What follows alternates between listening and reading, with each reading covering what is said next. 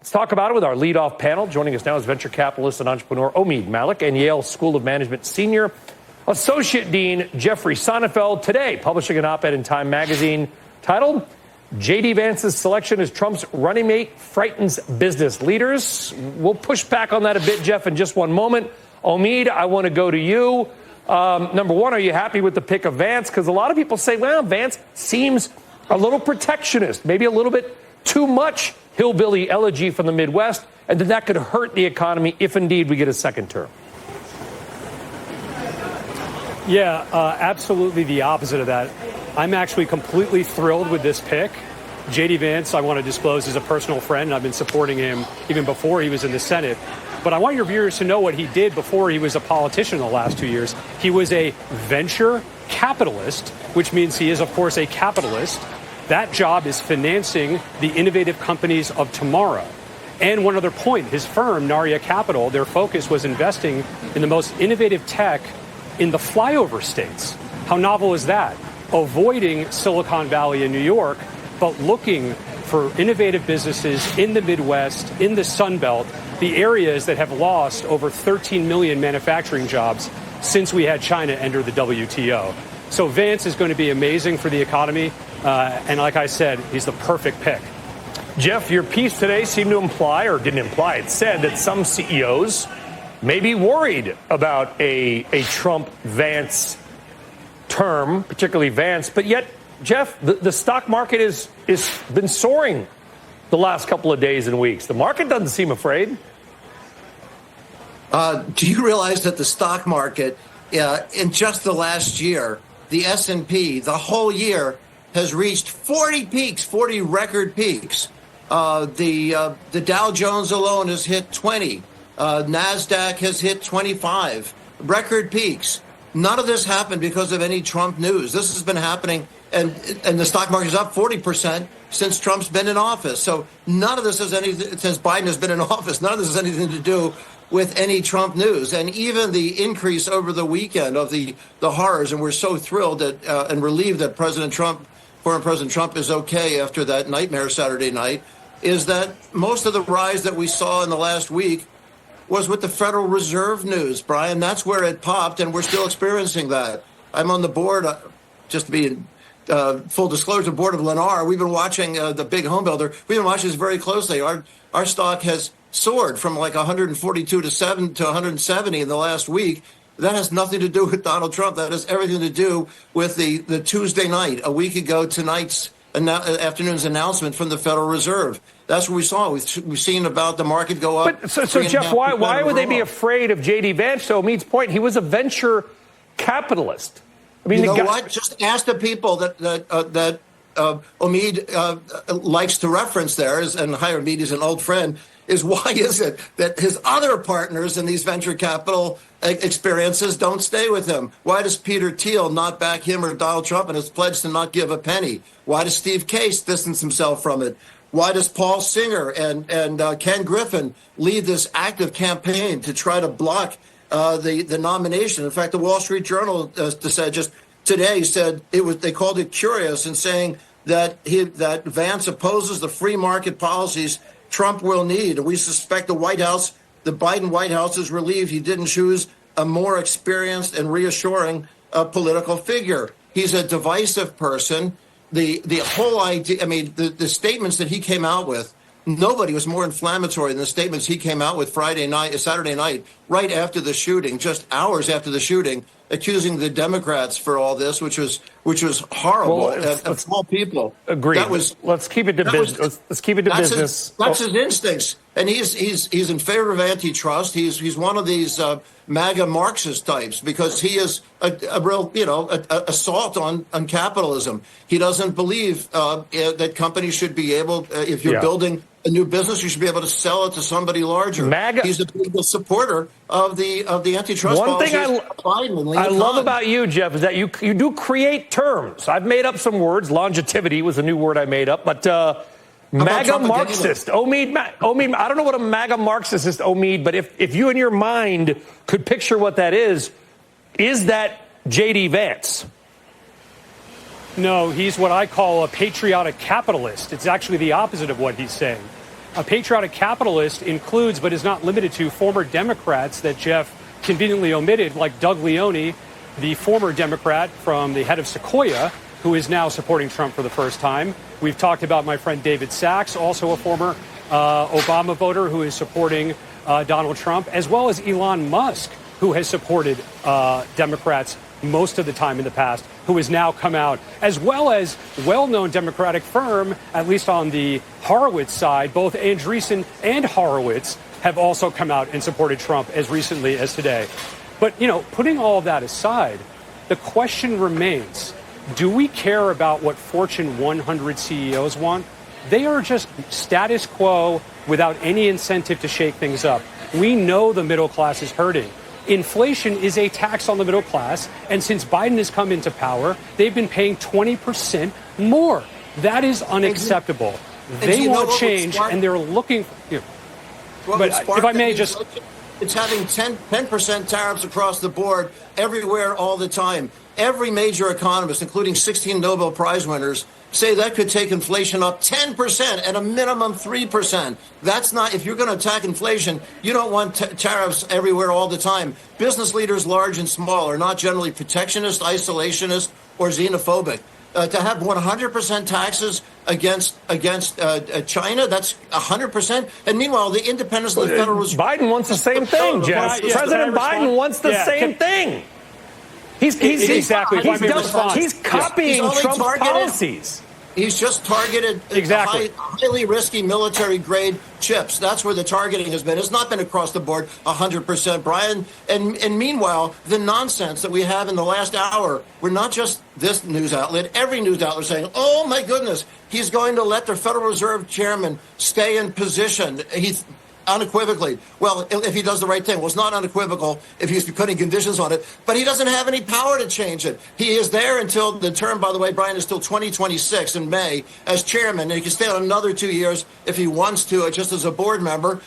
Trump can't change that. Agreed, but Jeff, he can also make his life uncomfortable enough. It's like saying, I'm going to let the sun rise tomorrow. Great. Good job, President Trump. You're going to let the sun rise tomorrow. A lot of power. Listen, I hope it does rise tomorrow and for many thousands of years to come, Jeff. Omeed, I want to go back to one thing that caught my eye. To your point, let's forget about the Fortune 100, okay? Because I spent real time with the UAW a number of months ago. Was out. The president, he did a quick photo op with the UAW. I was there. It was maybe 8 minutes long. I spent the day with him. And I can tell you this much. President Biden may get the official endorsement of the UAW, but I can tell you, after talking to a lot of people over many hours, they're going to do their own thing in the ballot box. And when I see the head of the Teamsters Union, Sean O'Brien, he's not endorsing Trump, I want to be clear, but when he is at the Republican National Convention, and I got a little birdie chirped in my ear today who's in a position to know that the Longshoremen's Union may also either go with Trump or withhold its endorsement of Biden. To me, that is a sea change moment for labor and politics. It is, and this is the problem with Professor Sonnenfeld's argument, is that he has failed to recognize or does not want to admit the realignment that has happened in America. The historical constituents of the Democratic Party have abandoned them for the Trump Republican Party. And that is exactly what we are seeing here in living color here in Milwaukee, where I am. It, of course, started in 2016, though, when he was able to win places like Pennsylvania. J.D. Vance's home state of Ohio always used to be a bellwether state. Why are these Rust Belt states now in play for Donald Trump when they never were for Republicans before? It's because of the policy shift. And this is exactly what patriotic capitalism represents. Can I finish a point before I keep getting interrupted? I'm sorry. If I may. Please. Yes, thank you. Thank you. So what I'm trying to make the point here is that this level of hollowing out of the middle class that has occurred since China entered the WTO was a good idea academically and maybe in theory when we emerged the victor of the Cold War. But neoliberal and neocon policies, both on foreign policy and foreign entanglements, as well as unfederal globalization, have not benefited us. You can see that with wages. And it's another very provocative but interesting point that Trump made today in the article that you cited, which would be having a strong border would actually increase wages for the American worker. This is actually quite intuitive if you stop for a moment and try to think about it, which is we should be caring about American citizens and how are we going to increase wages for them. If people have to pay a little bit more for a flat screen TV, then that would be okay. And that's the point we're trying to make here at this convention and why you have such a broader tent now in the Republican Party. Yeah, I call that the high cost of cheap. Professor Sonnenfeld, your response? The response is, first, Trump and Steve Miller, I worked with many members of the Business Roundtable in trying to unfreeze the freeze that they put on H-1B visas. Those aren't people climbing in over the border or swimming across the Rio Grande that are coming in for these critical programming jobs that Trump shut down. What finally these tech companies did is they started to lease space in Vancouver and Toronto and started to work on infrastructure to put the jobs there since we couldn't keep these highly skilled workers in the U.S. No, that's not good. If we take a look at other parts of the workforce, most of those Teamster presidents, Jimmy Hoffa and others, were always supporting Republican Party. Only in the last few years did they support Democrats. There's a long history. The Teamsters, it's a complicated story, but there's a reason why they were leaning Republican for a long time. And then finally, when you take a look at the wage rate issues, do you know that this is the first time this last year and a half, in 40 years, that wage rates are increasing faster than inflation? That's happening under the very great success of Bidenomics, where we have 3.8 to 4% unemployment. The last time we had unemployment that long ago, Omeed, your parents were watching Bonanza on TV, or Brian, your parents were watching Bonanza on TV. I was watching it myself. It's a long time. And to have inflation that has fallen from 7.5% to 2.7 to 3%, that's amazing. And that the growth in this economy is, according to the World Bank, driving 80% of their global forecast. That's incredible. To disrupt the independence of the Federal Reserve is a nightmare to business leaders large and small. He doesn't have the power to throw the Federal Reserve Chairman Jay Powell out. He likes to say that. It's just him strutting around like a rooster crowing at dawn. Doesn't have anything to do with the sun going up. You guys are the guests, but I want to add something to this conversation. Omeed, I'll give you.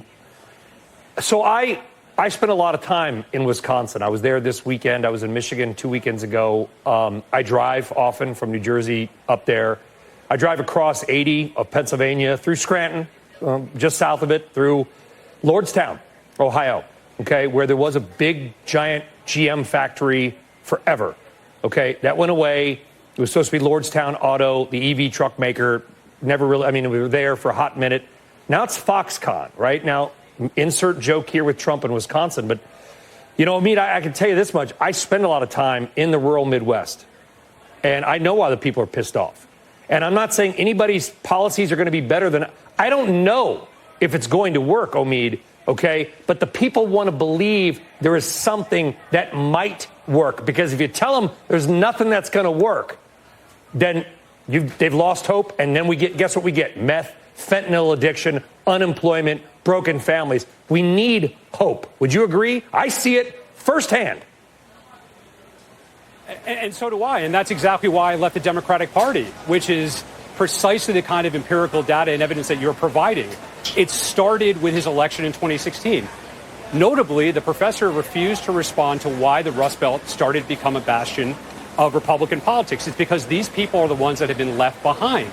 And it doesn't matter what Fortune 100 CEOs think. As I said, they're managing the status quo.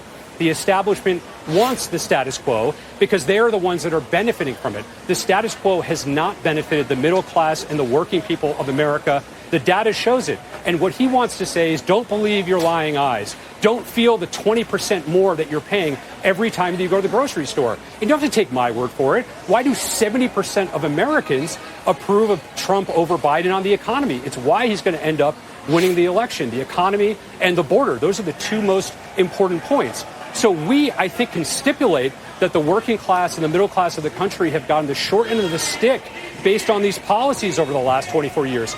All we are suggesting is the same way that neoliberalism was innovative, again, after the fall of the Cold War, is that we try something else. And the only other way we're going to do that, while we try to reindustrialize America, again, we need to make things in this country. We need to innovate. So one of the things that I like so much about JD's story is that he came from Appalachia and decided to try to help that region again. It's a very inspiring story. And I'll just close with, if you look at the identities of the two people on our side, they are both entrepreneurs and businessmen, as opposed to the other side, which are lifelong politicians and bureaucrats. The people will decide who they think will be better stewards of this economy. Jeff, inflation is coming down. Listen, to your points, we acknowledge everything you said about the economy. President Biden gave a speech today in Las Vegas. And he does things. I don't understand his strategy. Because he reiterated this weird and untrue stat about billionaires paying 8.2%. It's not accurate. It's never been accurate. But he keeps saying it. He needs to deliver a message that's more meaningful for the people that are going to swing the election. How does he do that, Jeff? What would you counsel him to maybe change in his messaging? Well, as Omeed says, that on one hand, he's playing to the elites, and now you're saying he's attacking the elites. You guys can't both be right. What he has is I'm not saying he's playing to the elites. I'm just saying, you're a management expert. You're a messaging expert. How does he change? How does Biden change his messaging to be more? He should not have to respond to the Trump propaganda that Omeed was just repeating.